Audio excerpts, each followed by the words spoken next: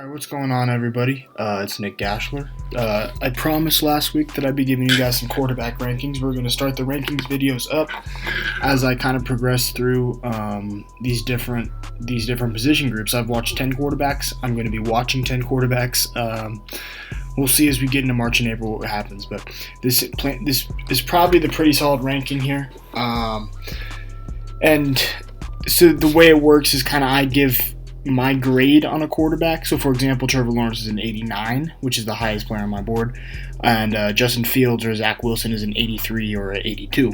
But that doesn't necessarily mean that I think Trevor Lawrence is a better, or that I like Trevor Lawrence more than Zach Wilson. I just think he's a better player, and that'll come into play, especially in this game, or especially in these rankings, and we'll get into that a little bit later. But for starters, I'm just going to put up our three, and I'm borrowing from Watch Lombardi here, so stay with me. These question mark rankings, I like them a lot. I'm just going to come up with my 10, 9, and 8.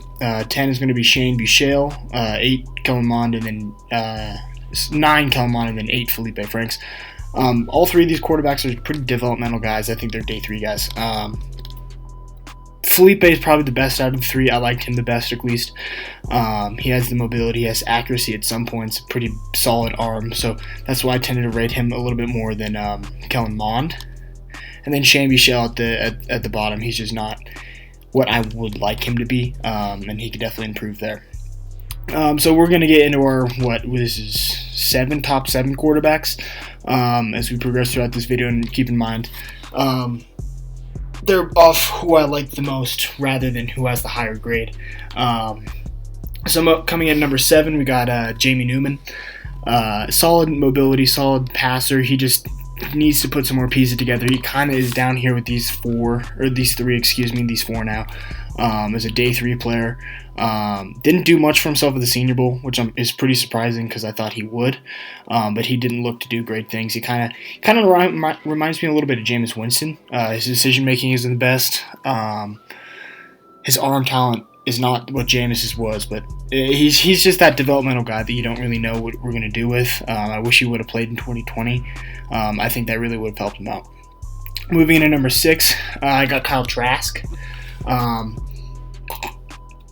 Excuse me as I get a sip of water. Kyle Trask, big kid, pretty good player. I'm a lot higher on him than a lot of other people are.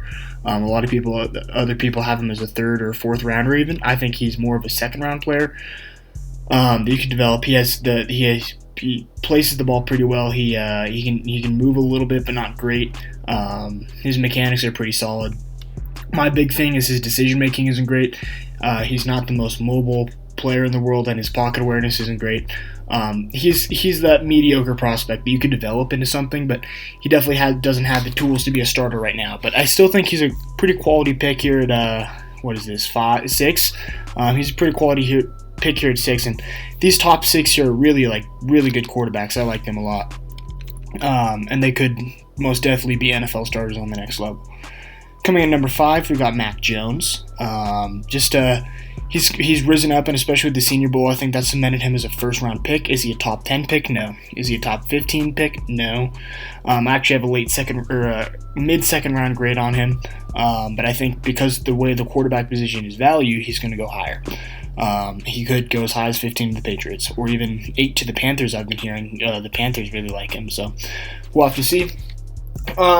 Pretty solid tools. He has a solid arm. He has a solid ball. He places the ball well. Mobility is going to be his biggest concern, and then he's another one-read offense guy.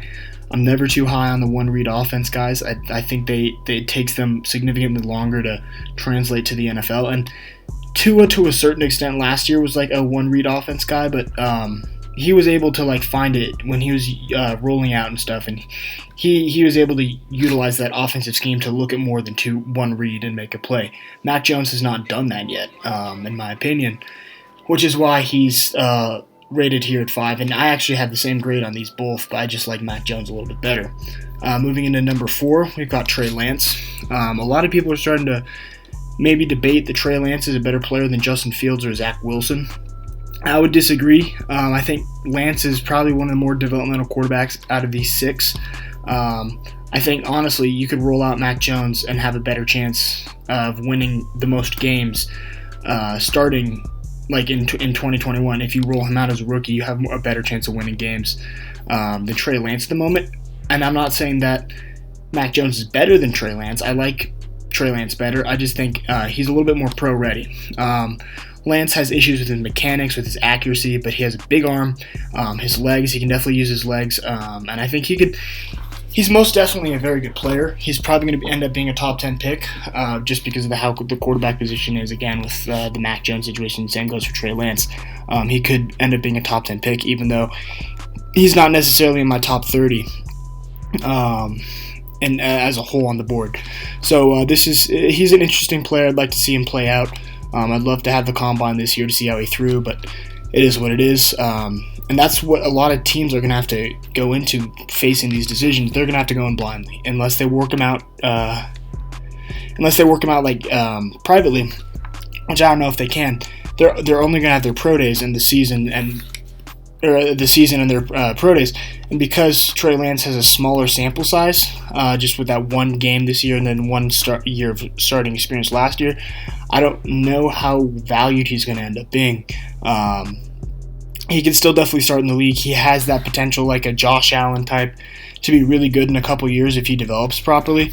But for now, he's sitting at 4. Moving on to number 3, we've got Justin Fields. Now, a lot of people love Justin Fields. My bad. Yeah, but I'm not as high as him. And again, it goes back to the thing with Mac Jones, a one-read offense guy. I just don't love to get behind the one-read offense guys. He has really good accuracy, really good mobility, great size for a quarterback from that perspective, but I just don't love that he plays in the one-read offense, obviously, and I don't love his arm strength. A lot of people talk about his arm. He can definitely get it downfield really well, but when you in general, when you see his throws going downfield, you don't really see a lot of zip on those plays. And as opposed to somebody like a Trey Lance or Mac Jones, the two that we're going to get into up here, he just doesn't have that same zip, and he's not on the same level as those guys. So there's a significant gap between my 1 and 2, and then Justin Fields at 3, and then there's going to be a gap between Fields and Lance at 4, and then Jones will be in that bunch with Lance. But as a whole, I think Justin Fields can be successful, but he's going to need some time just because he is that one-read quarterback. It's going to take him longer to figure stuff out and stuff on the NFL level, as we have seen with one-read quarterbacks in the past. Moving on to number 2, I have Trevor Lawrence. I'm sure this is going to go over well. Trevor Lawrence is the better quarterback out of all 3. He's the more pro-ready quarterback of all 3. But, there's just, when I watch Trevor Lawrence, there isn't anything that he does well, right? There isn't that he does, great. He does a lot of things well. He does a lot of things really good. His accuracy is great. His arm strength is great. His mechanics are great. His mobility is also pretty good. There's certain things about the way he plays in his offense. He makes progressions, but it is generally one half of the field read offense, and he kind of like Tua makes adjustments to that and moves it. He's a generational player, I'm sure. I don't love to throw that word around, but to the opponents, he's a pretty generational player.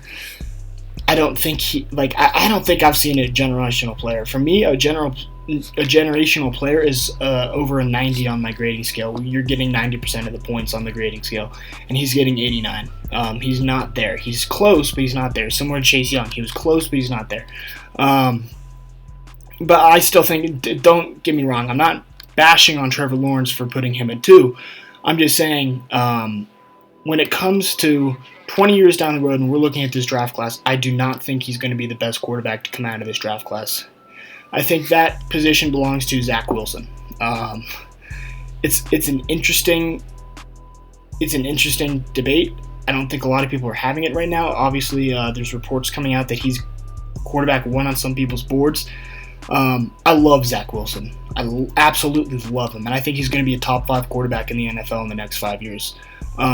Just watching him, he reminds me so much of Patrick Mahomes. It's not even funny. I did a film session on him earlier. If you haven't, go check that one out.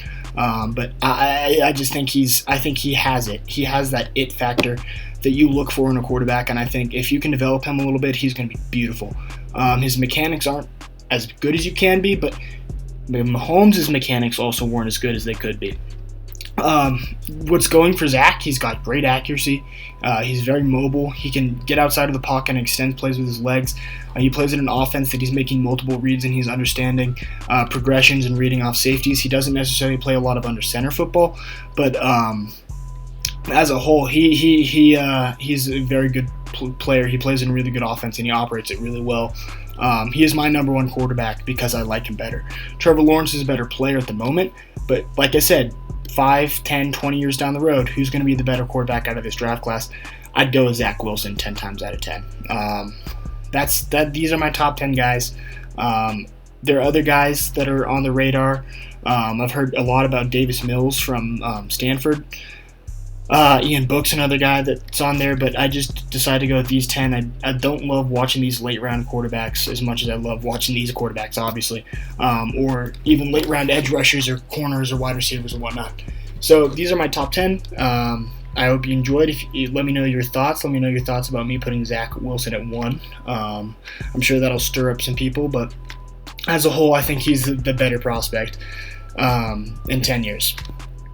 So if you guys enjoyed, make sure to like and subscribe. I appreciate it a lot, and stay tuned. We're going to have more of these coming. We're going to have more player videos coming. Now that I'm kind of getting a complete perspective on the scouting, I'm almost done. I've watched about 110 so players at this point. So make sure to like and subscribe, and I'll see you guys next time. Peace out.